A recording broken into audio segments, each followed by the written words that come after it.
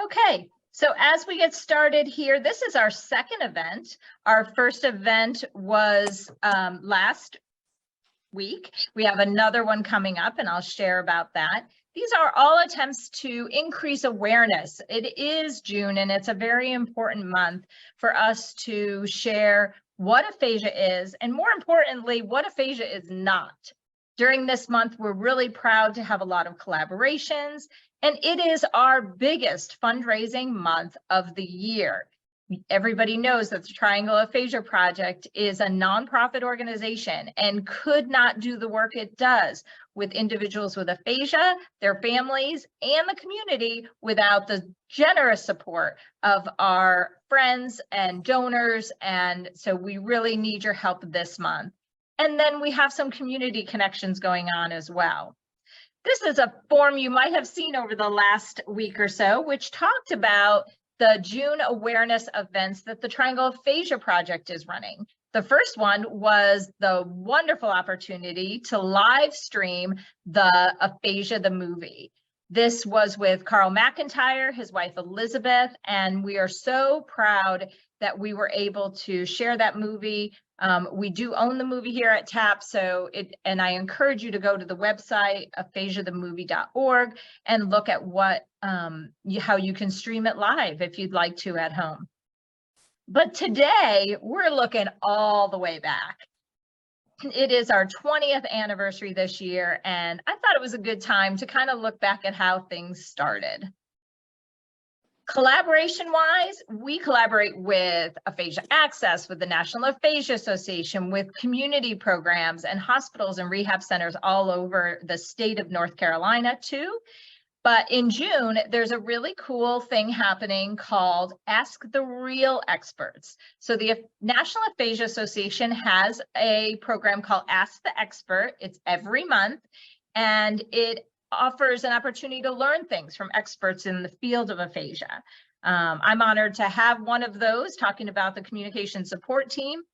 So please go to their website, check it out. They have a great one on PPA from Dr. Maya Henry, and so many other ones of local leaders and national leaders as well. But Ask the Real Experts is relatable, experienced aphasia leaders. And we did one June 1st. We also have one coming up on June 15th. And we're so excited because the Triangle Aphasia Project has a lot of representation at this event. We had Todd and Genty on our first one where they asked the question, how do you share information about aphasia to family and friends?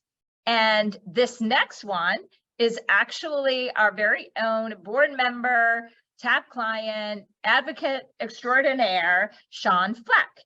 And Sean is going to be on this Thursday, and that link has been provided also in the TAP newsletter. You can also email me if you have any questions, but it is on Thursday at 7 o'clock, and he'll join two other aphasia experts to talk about it. And we also have some TAP groups that will be featured as well, which is really great. Now, I did tell you June is a huge month for us for fundraising, and so much of our budget relies on what we do this month. Every year we have been able to have a signature event. Last year we were back in person, even though we had mask mandate and all kinds of vaccine requirements. This year it is just a fun, exciting party. It's a Roaring 20s theme. We'll have the silent auction and the wine pull, and I guess the silent auction again. We actually have a raffle going on right now, and you can go to our website to get a link to go to that site as well. There'll be dinner and our usual awards with the surprises that are going on. So please, if you have not bought your tickets, go to the bidpal.net website or go to our website to get there, get your tickets. You won't want to miss this party. Actually, we have three things happening that weekend. The very first thing starts on Thursday, on June 22nd from 6:30 to 9 p.m. at the Paramount event venue. And if you did not get to go last year, it is a beautiful venue. And this committee has been working so hard on putting together a beautiful event. So we have that. And then we have two other events. One is a client celebration picnic. It is free for our clients to head out to Lake Lynn Community Center, hang out. There'll be hamburgers, hot dogs, that kind of stuff, and just an opportunity to get together, play some games, and enjoy each other's company. And then there will be a virtual cocktail hour on Sunday, which kind of wraps up our fundraising events. There's lots of things happening. If you go to our website or our Facebook page, you will see there's fundraisers happening. I started one myself in honor of my mom. And so please take a moment to donate, share it with your family and friends. Those are the people that we want to get the information to. There's the client celebration picnic, and this information is also on our website. But tonight I went way back to some photo albums and some stories and things that really, to me, represent the heart and soul of the organization, which was started in such a grassroots way. And this year, we are celebrating 20 years of service. And that is really exciting and almost unbelievable. And I just wanted to share a little video with you today about what's happened about 20 years ago.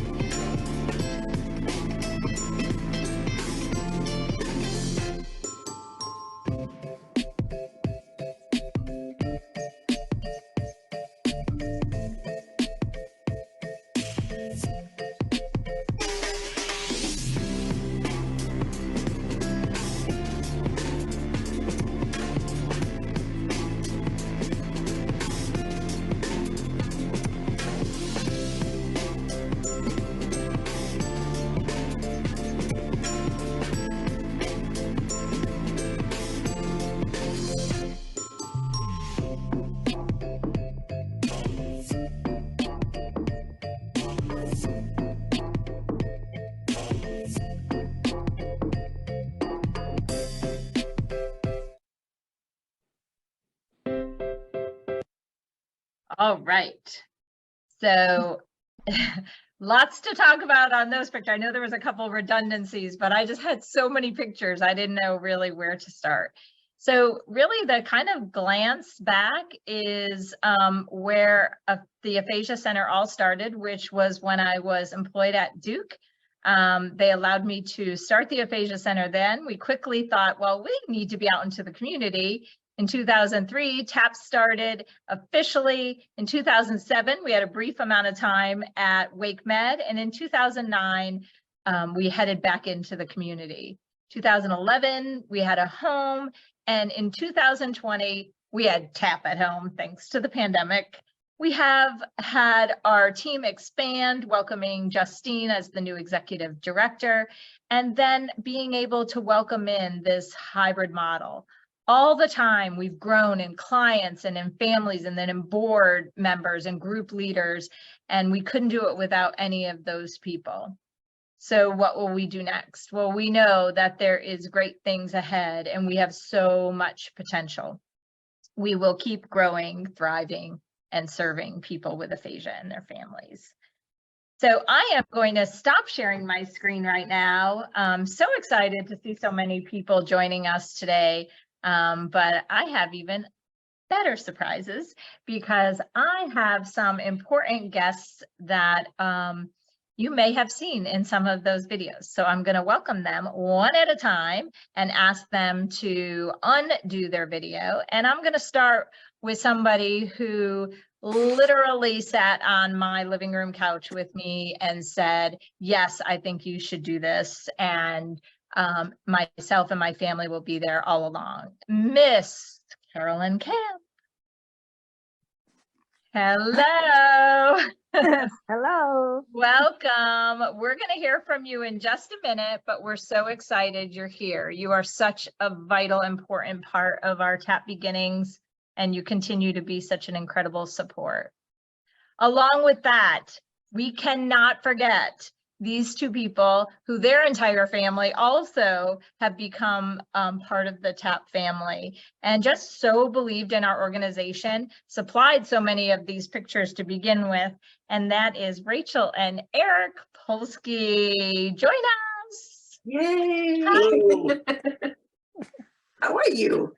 I love the representation there, y'all, with your I love it. You know, we still have merch going on here. Yep. Okay. And not far behind them was a gentleman who and his wife who actually will tell you some stories about their aphasia experience. And now, even to this day, 20 years later, this gentleman will knock at my door right here in the Dorcas Plaza to just say hi and give me a hug. And that is Ron Gregory. Ron. Hey. I'm going to open your Okay. I'm waiting. I'm asking you to start your video there. So it's that little button in the corner on the bottom. There he is, the handsome Ron Gregory. Oh, wrong video. Oh, okay, then we're going to shut you off again.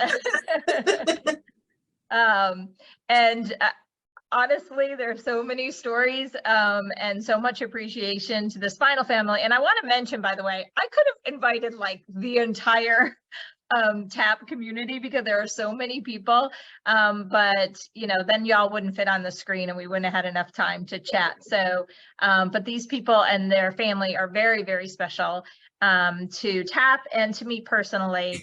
And I know they have a story about life participation, so I'm going to welcome Brad and Hope Yarbrough. Hey guys. All right. All right, welcome everybody. And what'd you think of those videos? Brought back great memories. Yeah, really fun. Mhm. Yeah, Rachel, I don't think you missed an event because your smiling face was in almost every picture. She's very loyal, always has been loyal. Yeah, Yes. I would say that about most of the TAP clients and their families is very, very loyal. Yes. Yeah. Hope, how did you say, you had some pictures of there with the kids and then before that? No, I I'm- didn't. I'm glad Hope was in there more than me because she looks a whole lot better. So that's good. Oh, And their self-deprecating humor. I'm not sure about this. Well, I want to thank you guys all for joining this flashback fun. And I actually would love for people to get to know you a little bit. And because your stories go back from very close to the beginning of the organization, some of you to the beginning of the organization. If you don't mind, if you just share your kind of aphasia story, and we'll kind of go around. I'll tell you who's going, so you all don't have to worry about talking at once. And then I'd love to share some other stories, ask you guys some questions. We also, folks can take questions or thoughts if you want to put them into the chat or the question and answer below. Please do that. I can watch that, or you can also put it on Facebook because I can see that as well. So Carolyn, you know you're first. It's because I'm the oldest, but Oh, anyway. not true. But it was so awesome to see you and Ray. Oh, Right. Well, we met when we were still at Duke, and Rachel was one of the ones that introduced us because I saw her picture in the paper Yep. where there was an article about her, and that's Yep. what really got me there. So Rachel's very it's true. important on all this. My husband had severe aphasia and did not speak much at all, as some of you know. But as Mara once said, you know, he didn't speak with words, but with his expression and language, many people knew exactly what he was thinking and what he was saying. So there are people there that was a- communicate. There are people that communicate better than they talk, and Ray Camp was certainly, Dr. Ray Camp was certainly Yeah. that. Yeah. And it was rather ironic that he had the stroke because he was a speech professor at NC State, and to have a speech, you know, to lose your ability to speak was quite a blow. And the Aphasia Project, TAP, came in and served a real important part of our life in those early years when we were struggling so much. Thank you, Carolyn, for introducing Ray. And I will say I have some, I know you guys can't really see these, but this is some writing that Ray did. Oh, Yes. And I'll never forget the day that Ray came up to me and gave me a letter. And he also showed me a letter that he wrote to Carolyn as like a love note, right? Like on your anniversary or something. Mhm. And there was a lot of aphasia in the letter, but wow, did it communicate. So he actually wrote, "Meet Ray, always an outgoing, friendly person. Love people." Like, it's so true. So we miss him dearly. And for those of you who don't know, the library family education section of the Triangle Aphasia Project office was dedicated to Ray and presented to him. And I think you couldn't get a better gift than naming a library after somebody like Ray. Especially somebody who loved libraries like he did. Exactly. So we'll talk a little bit more, but I do want to introduce next Rachel and Eric. And I agree with Carolyn that from the very beginning, you all have been involved. Can you share how you got involved in TAP and your aphasia story? 2 months in hospital. It's a quandary. Multiple sclerosis and aphasia, 1998. Yeah. And I lost my words except for one word, Ben, my son. Yeah. I was just saying, who is Ben? Yeah. Relearn everything. Yeah, speaking and reading both. Yeah. But one of her first speech pathologists was Maura. and we Sorry about recognized that. No. it was great, but we started sort of commiserating with you that there was a limitation to what insurance would allow us to get out of speech therapy. And 20 visits. Yeah, and then they were just gonna cut us off. Yeah. And clearly she had a long way she wanted to go. Yeah. And they weren't gonna support her doing that. And stories like that, I suspect, motivated you to do your own thing. Yeah. Yeah, yeah. It absolutely was one of the reasons. Is it was very frustrating to hear no and no more and you can't. And when I know that people had such a long way to go and they still weren't back in their life, you know? No. So, And still. yeah. And life participation, I think every single one of you have stories about life participation that I'm hoping you'll share today. But boy, you couldn't even keep up with Rachel once we introduced that idea of using language in the things that you did, from the flower shuttle to the tutoring. And Yeah. well, welcome you guys. I'm so glad you're here. And Ben was how old when this started for you? 9 months old.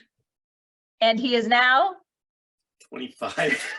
Yeah, that was what was bizarre about watching those videos. That initial picture with, you know, Zach wasn't even in the picture yet. I know. And having my son carry around a sign who's now 25, right? Yeah. I saw one of the pictures in the slideshow was you with the baby bump. Yes, I did have, yes. It was not quite as flattering as Hope's baby bump. I know. My bump went up here in my face, and but Hope's was this perfect little basketball. I know. Oh, no. Yeah. So actually, I'm going to go, since I'm talking about you guys, how about Hope and Brad, you kind of share your aphasia story next and your involvement in TAP. Well, I was on my way to work as a speech pathologist, having that said, and I was driving along and I was hit in my car. I was rear-ended by a truck, and it was bad. I went to a hospital, and I stayed in the hospital until this happened in September, and I was in the hospital until January. So a lot of time in the hospital. And You were introduced by your speech therapist. yeah, she introduced me to well, not really introduced me, but told me about the TAP. And I had to get all my ducks in a row, and eventually I joined TAP again. So that's how I got involved. Awesome. And you stay involved, right? You're involved in our committee. We were talking about the signature event committee. You're such an important part of all of these committees because you live the life, you know, and know how it impacts you and your family. Yeah. Yeah. Brad, can you add to that? I think the biggest thing was, you know, learning everything again. We didn't really know, we hadn't been married, not even 2 years yet when it happened. And so kind of jumping right in and not knowing what the next steps were going to be. I think not only a lot of things kind of played a part in that, but the Aphasia Project helped us kind of get a grasp of a community that kind of opened our eyes to what was available and what it looked like to be kind of participating in something that you didn't feel like you were alone, because we didn't really know what the next steps were going to be. And that's how we've always looked at it, is maybe we could be a resource once we learn what was out there and advocate for what people needed and how they can move to that next step. Because we were always like, well, is this going to kind of define us? But I think that's what we've always said, that you could be defined by a lot of things, but you got to move on and participate and be a part of life and not let it dictate how you go about it. And so kind of we're delayed in the family realm, but that gave us that next step. We kind of knew what we wanted to do, and we were a little bit late to the game, but maybe started down that path because we kind of got past that, being a patient and a family dealing with it, but living it and kind of just moving on. So Yeah, that is, you bring up so many important things, like that you're not alone, that there are other options, you know, a traditional medical model has, you receiving therapy, like you were saying, Hope, in the hospital, and then it's, okay, you have this much outpatient, and then you start to go 3 times a week, 2 times a week, 1 time a week, good luck. You know, and your families believed that there had to be more. Yeah. And I love how you live that, because you still stay involved. Brad is on our board of directors and has also given back, as he had hoped you guys would, is to give back to the community. Yeah, it's been an interesting ride. I think 20 years, you saying is the anniversary. Well, we've just now passed 20 years since the accident happened. So it's been a long time as well. Yeah. Yeah. And I won't go into it, but I do credit myself for you all having those 2 beautiful daughters. So, and since I'm taking that credit, do you mind sharing what life participation goal? Yeah, I think the one thing that Hope was always saying was, you know, she's always been throwing herself into the therapy, and she still does it today, like the exercises every day, does some type of exercises and stretches and works through it. But that was kind of like her focus for so many years right after the accident. And we finally said, you know, what's that next step look like? And being a mom and being a family was kind of what always on the radar screen. So it was like, we need to start moving past being a statistic and a patient and move on to being a family. And so that's kind of what we did. And here we are. That's awesome. All right, Ron. It's your turn, sir. Can you introduce yourself and your beautiful wife, Anne, who has passed on and is certainly looking down, laughing and smiling that we put you on the spot today. I'm sure she is. Yeah. Well, let me say, first of all, that Anne was a very, very active person. She had her own catering business. She was a teacher advocate. Anne was a public school teacher, and she was on the board of directors of the North Carolina Association of Educators, and she ran a couple of superintendents out of town. I was scared of her, just saying. She was quite a customer, and then she had a stroke.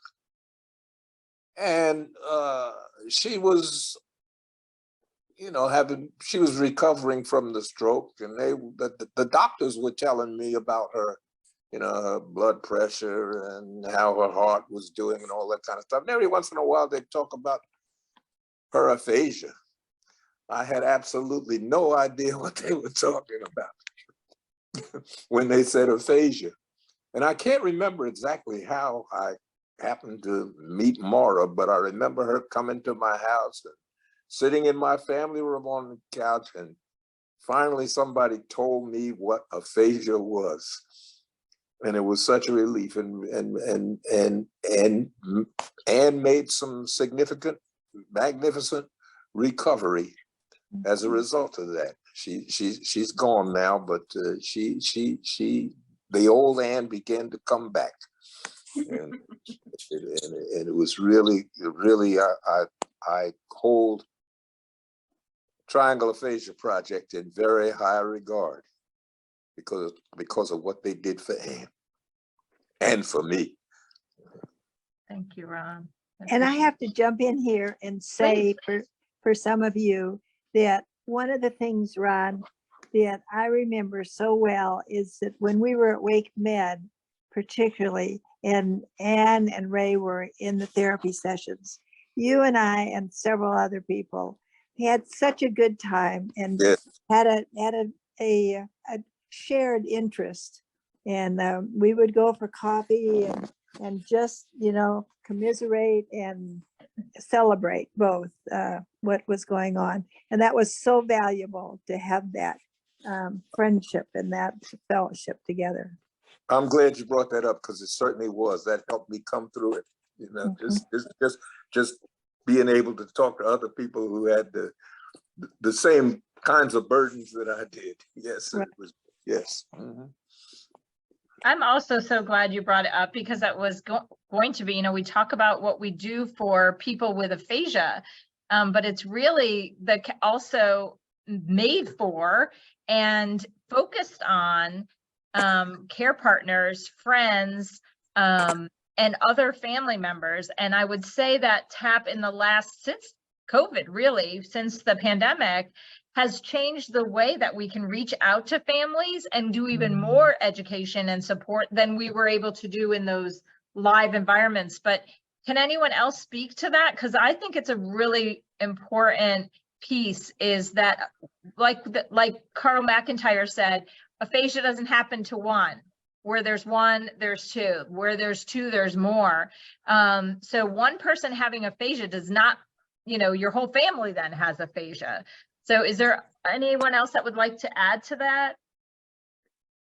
Yeah, I mean, I think a lot of people, the understanding and the knowledge level is there's still a pretty large gap there. I mean, I think obviously the more we've seen it in the news recently has helped, but I think a lot of people can't really relate to what the person with aphasia is going through because they see it as potentially a disability or something else is wrong versus I'm just having trouble getting the words out because it's there. And I don't think that's just a stranger type situation. I think you hit the nail on the head with the friends and family type thing, because so many friends and so many family members, sometimes even early in the stages and later in the stages, don't really know how to react or don't know how to handle it because it's all new for them as well. So I think that education piece is pretty huge from a relationship, but also a knowledge and understanding. When I hear people tell me, especially people that had their strokes before they were involved in TAP or before TAP existed, and they would say, my friends, gone. Now, that doesn't mean their friends didn't love them. You know, they just didn't know how to communicate with them. And, you know, if somebody started speaking a foreign language and you didn't know how to communicate with them, that would put a challenge on your relationship. And so I can't emphasize that enough too, Brad, is that it's more than that. It's about the friends and the family as well. Yeah. Eric, any thoughts, or Rachel, on any thoughts on that? About 2 years ago, 10 different classes and 20. Yeah, it's interesting how COVID created an opportunity Yes. for folks who were feeling isolated already. Yes. yes. To recognize, okay, we got to do something about this. Yeah. Because now we're trapped in our house, and as well as trapped in with our language difficulty. Mhm. And the fact that there were a group of people who already were educated about aphasia and were able to come together, it was an enabling thing that allowed social groups to start springing up and hanging out online. Right. Completely separate, but adjacent to the TAP program. And that is equally important. Mhm. Yeah. You know what, I think that, and most people know that in 2009, that day we left Wake Med, my very last group at Clayton, Wake Med Clayton, I was driving home when I found out my mother had suffered a massive left hemisphere bleed, and ironically, or maybe some type of blessing in what it carried on, suffered aphasia, apraxia, and right hemipresis. And the lessons that I learned about, you know, making sure her friends stay connected, because I remember one of my aunts saying, yeah, I want to call your mom, but I don't know what to say to her, so I don't. And I'm like, okay.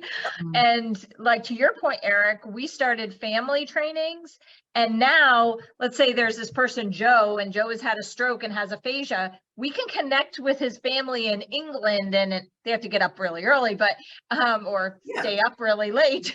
But you know, gather all those people and do one family training. And some of the comments have been like, I knew that if I just had some tools that I could stay connected, and I knew enough to know that I didn't know those tools. So like, that's really how the pandemic, I think, helped us, you know, reach people.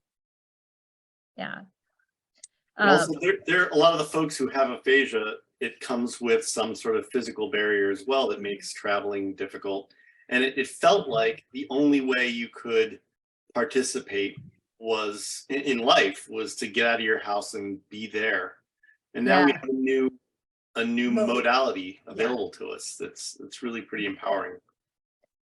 And in that vein, our support groups, which were poorly attended, because our groups are our treatment groups, or our engaging conversation groups are for clients, but we also offer support groups for family members, both in the PPA arena and also in care partners of people who have had strokes or brain injuries.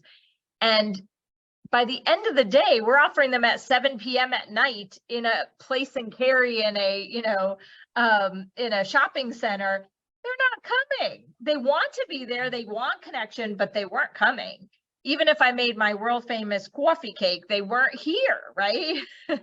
So instead, opening it up on virtual, we get a consistent way of those people just shutting off for an hour and connecting with people like Carolyn and Ron did in the real life group. So super important. Any other thoughts on, we've talked a little bit about people with aphasia getting together and care partners and family. Is there any other stories or things you want to share about how your family was either aided by TAP or like what you would hope, other families would be able to experience? Yeah, I mean, I don't know. I mean, obviously our girls don't know any different because they didn't experience it before. So it's pretty, I guess, for lack of a better term, normal. But showing the confidence level and seeing how, obviously when we're out and about and there's differences, or, maybe we can't do as much or be somewhere as quickly as somebody else. Obviously it takes us longer to get somewhere, and, mobility and other things are impaired as part of it, not just the aphasia side of it. So Right. but to me, it's showing the confidence to them that it's normal. It's just what we deal with every day, but also giving hope the confidence to do the normal things that any mom would do, regardless of what the challenges are. So to me, if I had to sum it up, it's just the confidence level, not only from a family, but, just showing that we're going to accomplish it. It just may take us a little bit longer. I love that, Brad. And you have to say that that's one of the things people will say, well, can you prove language improvement with these groups? Said, I can improve confidence. I can reveal improved confidence because people are more likely to participate in real life activities out in their community if they were provided with a safe place to practice. And, kind of like what I said about you, Rachel, is like, you just don't shut down any volunteer opportunity or connection in the community, right? Yep.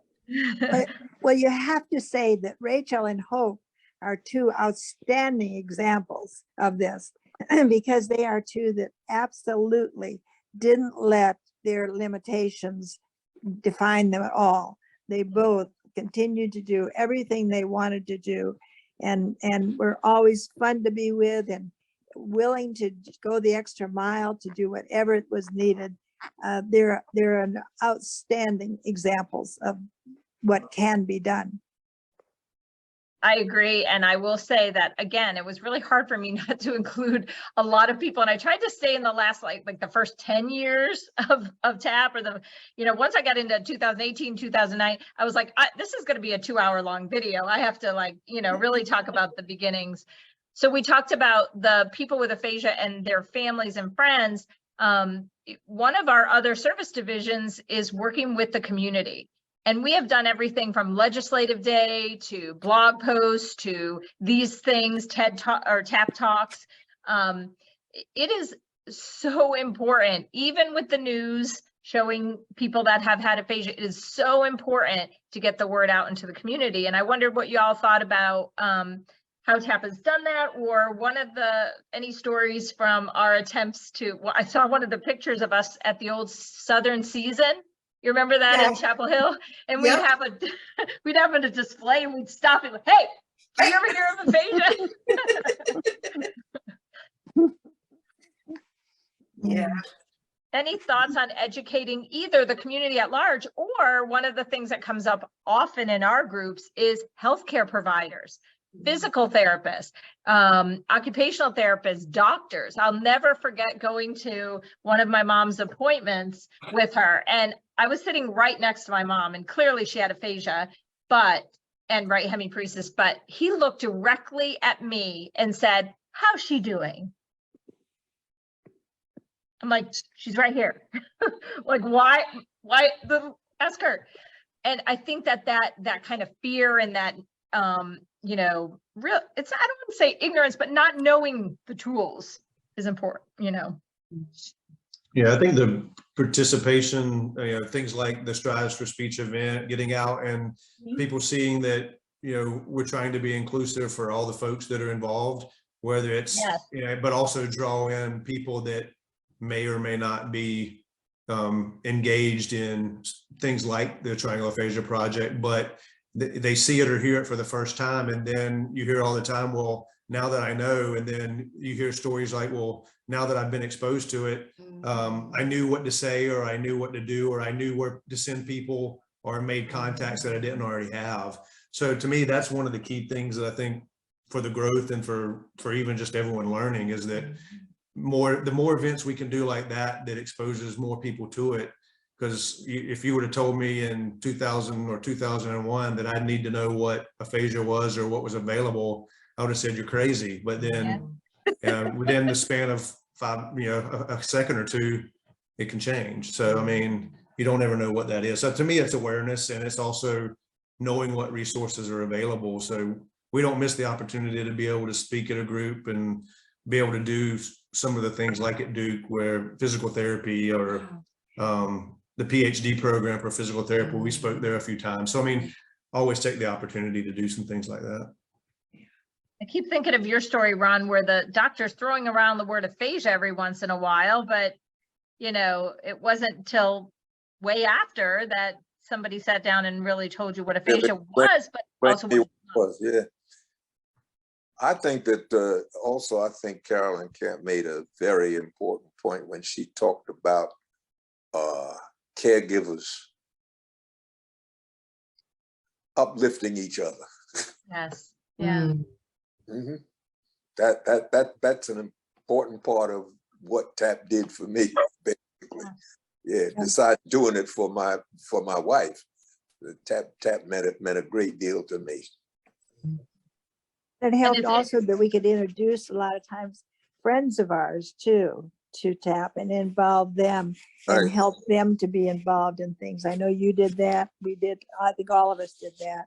And that's another way that we spread the word and also help our significant other that was, you know, suffering from it. Yeah, it helped my whole family, my children. It just, We've had people in our TAP community who've seen somebody at a coffee shop and saw they were struggling with their language and walked over and said, "Hey, aphasia? Me too," and give them information about TAP, which I think is really cool. And again, not as a commercial for TAP, but more as an understanding that the more people that have heard that word, the more people that understand what it's not as much as what it is really so very important. Yeah, The other, go ahead. before TAP had really started, if I ever went into any sort of, and this is in the Raleigh area, any doctor's office and mentioned the word aphasia, they assumed I was a medical professional, because that's not a word that anyone but a doctor would say. Right. Yes. There's some great videos on people learning what the word aphasia is and doing like those man on the street saying, "What is aphasia?" And they go, "I think it's a skin condition." You know, they have no idea what it is. It does not itch, you know. Even like I mentioned the Strides event, having the posters out there and having people, there were lots of people walking around that day and in other events we've had, even at Bond Park. And I recall even this year having at least 3 conversations with different people asking about it because they saw the sign as they were walking, or they wanted to know what group was out there, and it led to just kind of having that open conversation. So you can't really quantify that. It just kind of happens. So And true. So true. It's being involved in those and then inviting other people to be involved in them as well. One of the questions that I had is kind of a statement with a follow-up question, is that when you saw that whole video, you saw us, you know, kind of starting in my living room, me driving around and then ending up at Wake Med, and then leaving Wake Med, and then being back out in the community, and then not having a home, and we were at the Nature Conservancy, and I remember having a big party there saying, we have a new home, and we were like, not for long.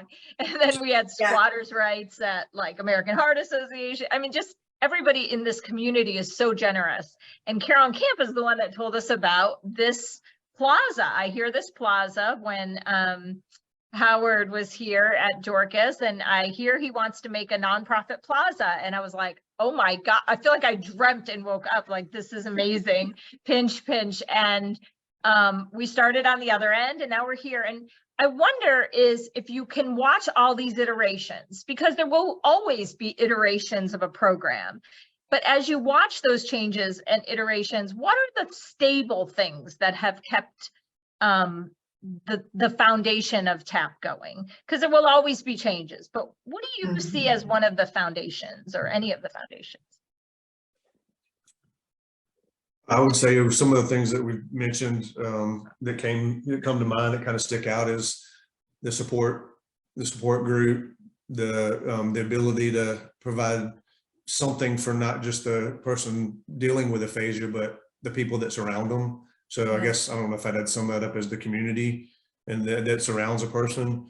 But then it's just being that first line of understanding, and in the medical community and stuff, having more awareness of what the resources are available. Because I think so many people get treated. There's so many people out there that are dealing with a stroke or a head injury or something, and never ever get mentioned that there's resources available. So if I had that silver bullet, we'd be probably 10 times the size we are, but getting that awareness. Yeah.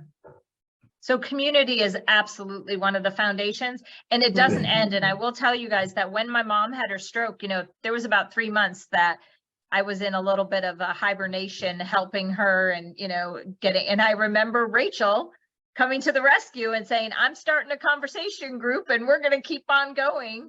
And it was such a, you know, jumping off point, right? Yeah. And the IHOP. Yes, we used to meet at IHOP. Yeah. Yeah. I miss that. I do too. For me, a lot of these events around food and drink. Yes. Yes, I know. We like to eat here at TAP. I think the mission is consistent, but Yes. what's changing, we have new people who are at the beginning of their journey. We have people who have experience, or people who need a little support. And that is the consistent part. But the thing that has made TAP so successful is the flexibility. Different locations, different modalities, different groups of people, creating and trying different ways of reaching out to those folks and seeing what works and what doesn't, and then learning as we go. That's the job. I love that so much. And I have to agree that I think it's not the building, it's not the, you know, it's the family. It's the, there is a heart and a soul to our organization that just doesn't, you don't just turn that on. That's not something you write up in a policy and it becomes. It's based on going to, do you know how many funerals and 25th wedding anniversaries and birthday parties and retirement parties I have been to in 20 years? And I mean, I was just at a funeral last week of a person we lost that had PPA, and you look around and you see other people there that are part of this extended family. And that's why I think it's if it sounds too corny, I'm sorry, but it's a basis of love. It's a basis of true, authentic caring that just can't be, you know, just believe that. I think it also says you're not alone. Yeah. Yeah, that's a consistent. Mhm. Yeah. I love that. We have a couple more minutes and I want to see if anyone has any questions or comments that want to put it in the question and answers or in the chat. We also have had some beautiful comments on our Facebook page. You've helped my daughter so much. This is super important piece to support the caregivers. TAP is the best. You all helped my dad so much. And this is one of our TAP clients that we lost, David, who we saw in some of the pictures. He couldn't have done it without you guys. You have no idea how great an organization. Okay, I'm not going to read that one.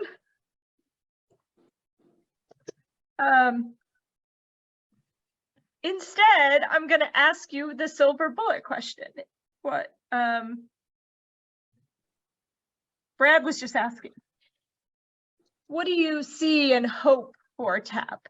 Not just, you know, what it is in its iteration, but what it will look like in 5, 10, 20 years, if God willing, we are still here. Because someone's got to talk, because I need a minute. Well, one of the things you mentioned that I like about how TAP seems to work for a lot of people, they start off confused, trying to figure out what's going on, introduced to a community that helps to educate. So they go through this cycle where they're going from being a person who's figuring it out to someone who's participating and volunteering and contributing back to the organization, which completely changes how your self-concept. You know, part of Rachel's identity now is TAP. Yep. And that's beautiful. You know, we've taken it from a thing that we needed to something that we contribute to, and that is what we need. Yeah. And it does change. I think we all have to accept that. And change is just part of life. And so, you know, it's not going to be, Ron, you and I had a wonderful thing going. It's not going to come back to that. There's a lot of things that just won't happen again. Same with meeting and you know, having at IHOP together and stuff. Some of that's probably gone forever. But I think we need to learn to adapt, continue to look for new ways, and which you have been doing. And some of us that are older are not going to be around a lot longer for, you know, for whatever. But I have confidence that it'll continue, because a lot of people are coming in that hadn't been involved before, and now they're starting to pick up. And that's important. New people are very important, and change and allowing change is very important. I totally agree. And so for so many years, I tried to make sure that I wasn't synonymous with TAP. Like people, you say, oh, you're TAP. And I'm like, no, I'm Mara. I work for TAP. Because it is not a person. It is a community. It's a, it has this kind of, it's an energy, right? And these these values, you know, they have a lot of meaning, you know, like you were talking about purpose. If you can identify your purpose, if you're determined, if you don't allow people to give up hope. Can't give up hope. That hope. I never give up on hope. And hope won't give up on you either. Yeah. I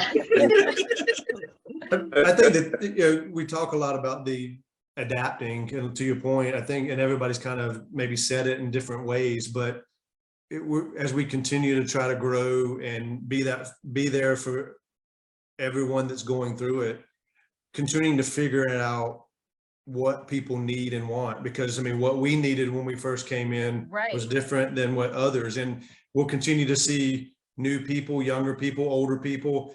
But to me, it's been said a lot about the community is what is the interest level? Because you got to kind of think about what do people need in the beginning, what do they kind of need in the middle, and then what are they going to need to progress through life. So if we get too stagnant with just doing the same old, maybe keeping the TAP in person, but also the Zoom calls and that, but interest groups, book clubs, the TAP roots of the world, all those things, because once people learn what they want and need, They want to continue to have that community and that involvement. Yes. So I think that's where we're going to have to continue to think outside of the box and have some things that people are interested in and not just the basics. I totally agree. And I think it's important for that community, our community, to tell us, you know, we can do surveys, but the average response of surveys is what, like 30%? Just email us, say, you know, I would love if we had a group on, you know, that's why we have a group that, you know, works on language through looking at the Bible. We have another one on, you know, a book club and Tap Inspire and, you know, work groups and like, you know, Brad was saying, it's got to change based on the needs of the people. We also have the unique situation of the support groups and making sure that the support groups, especially with primary progressive aphasia, are meeting the people where they are. And that often means we have two separate groups, or we divide and conquer, because what you need at one point in your journey is not what you need in another. So any final thoughts as we wrap up here before we get to say goodbye? So You know, Thanks for throwing this you're together. talked out. It's really good to see so many of you again. It's been a long time. That's for sure. It's like a little video reunion. Yeah. Well, from the bottom of my heart and on behalf of not just myself, but all the group leaders, the clients, the board of directors, Justine and Amy, and I, thank you for your time, your authentic voices. You know, there is a lot going on in the larger aphasia community, but there is something really special about this organization that you all created and that you keep going. So I want to thank you guys for planting the seeds, watering them, allowing us to grow, allowing us to make mistakes, and never leaving our side. As Carolyn started it, you are loyal, and you know, you are more than TAP family members. You are also my family members. So thank you all so much. Well, I'd just like to say this to you, Maura, that my experience has been that you've been a great leader, and you have moved TAP ahead, sometimes even in spite of the board. Well, we're all partners in it, and you know, we all go through growing pains, but you know, I want to thank you. That's all I want. I thank you. I thank you. I appreciate it, and it will never be anything more than a huge part of my heart. And I'm just really blessed. I thank my mom for every lesson that she gave me, and I mostly thank you all. So I do hope that everybody, you know, gives us some feedback, tells us how we can continue to grow and change. And as Brad said, think out of the box, because we need to. We need to make sure that we are anticipating people's needs and being there for them. Ron, I did not make you sing or tell any jokes, so I'm off the hook. Yeah, absolutely. You had an impossible task anyway.